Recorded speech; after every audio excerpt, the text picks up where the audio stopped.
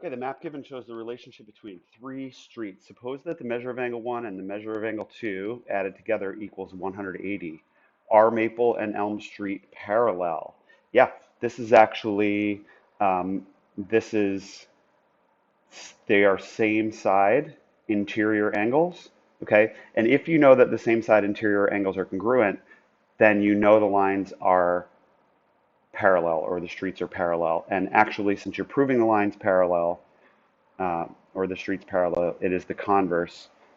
Yes, the streets are parallel. Uh, the converse of the same side interior angles theorem um, makes this true. Okay, oops. Uh, I would say